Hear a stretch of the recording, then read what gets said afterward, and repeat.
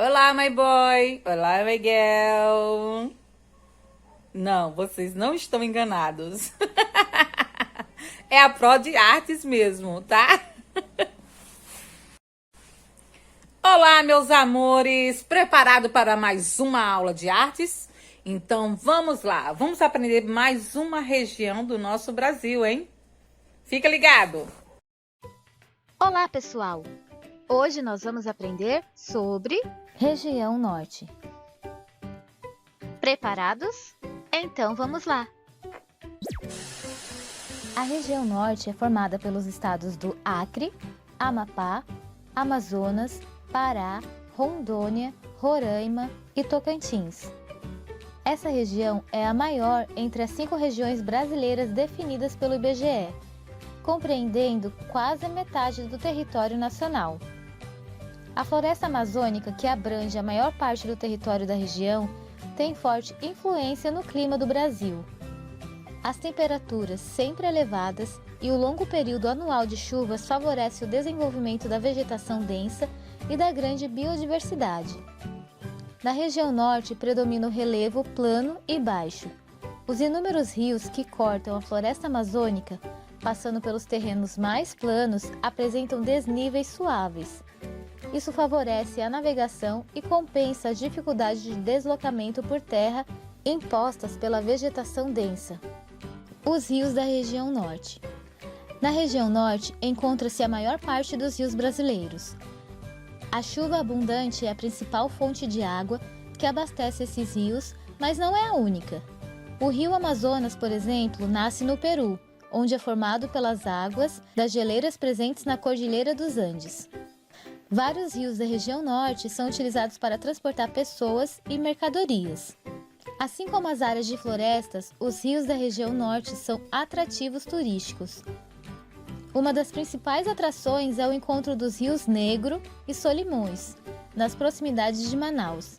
As águas escuras do Rio Negro e as águas barrentas do Rio Solimões não se misturam logo que se encontram e formam esse fenômeno peculiar.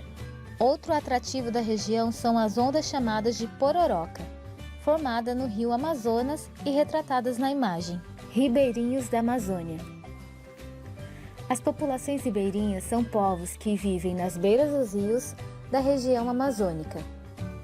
Suas moradias são construídas utilizando a madeira como principal alternativa de construção, construídas alguns metros acima do nível do rio para evitar que sejam invadidas pelas águas durante as enchentes. As palafitas ainda possuem a tecnologia de uso de tábuas para subir o piso nos períodos de cheia. O rio possui um papel fundamental na vida dos ribeirinhos. É através dele que são estabelecidas ligações entre as localidades com a utilização de jangadas e barcos como único meio de transporte. O rio é a sua rua. É nele também que os ribeirinhos executam uma das principais atividades que lhes proporciona fonte de renda e de sobrevivência: a pesca. Os povos da floresta.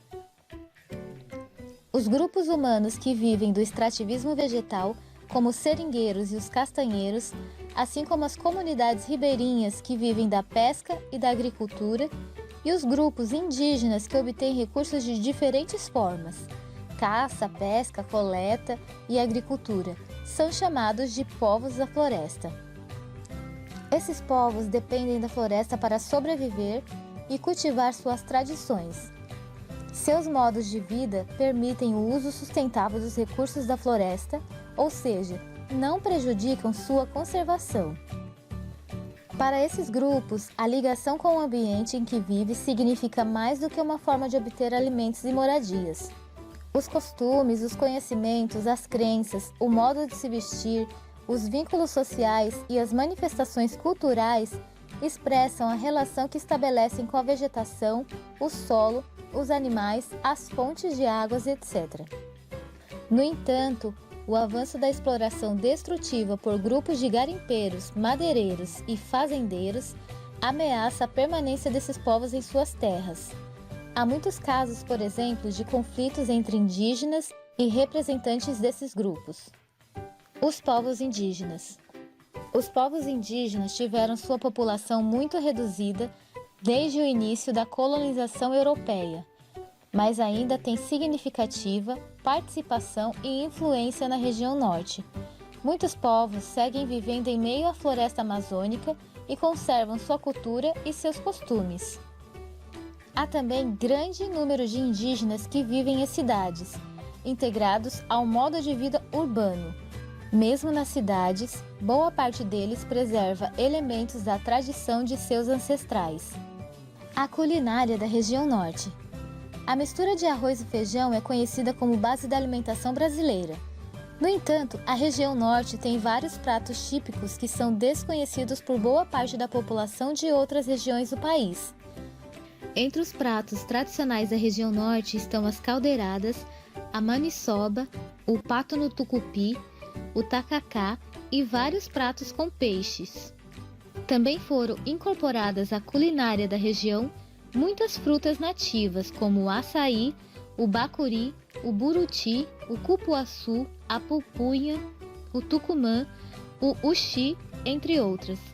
A agricultura e a pecuária. A agropecuária é uma das atividades econômicas que mais se desenvolvem na região norte.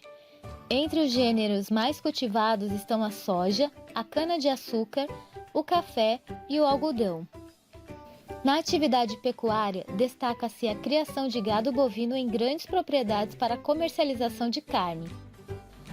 A busca de novas áreas para a produção agropecuária tem provocado o avanço do desmatamento, tanto no cerrado quanto na floresta amazônica. Além disso, com a substituição da vegetação natural por pastagens, o pisoteio do gado fragiliza o solo, que fica mais exposto ao processo de erosão. As cidades. A região norte é muito conhecida pelos ambientes naturais, mas também tem cidades importantes e históricas. As duas maiores cidades da região são Manaus, capital do Amazonas, e Belém, capital do Pará. Elas estão hoje entre as maiores cidades brasileiras e concentram boa parte da indústria, do comércio e dos serviços da região. Manaus é a maior cidade da região norte e desde 1972 abriga um grande polo industrial, a Zona Franca. Trata-se de uma área em que o governo concede reduções ou isenções de impostos às indústrias que nela se instalam. A medida atraiu muitas empresas brasileiras e estrangeiras, principalmente do setor eletroeletrônico. Além dos empregos e do desenvolvimento econômico que gerou, esse polo industrial também contribuiu para o crescimento muito rápido da população. Porém, a expansão da infraestrutura não acompanhou as necessidades da população. E por hoje é só, pessoal. Espero que tenham aprendido e até a próxima aula. E aí, gente, gostaram da nossa aulinha de hoje? Eu também amei. Sabe o que eu mais gostei nessa aula? Foi ver as casinhas, as moradias das pessoas. Me deu uma ideia. Que tal vocês me mostrarem onde vocês moram? Eu vou adorar conhecer o pedacinho de vocês. Manda aí pra mim!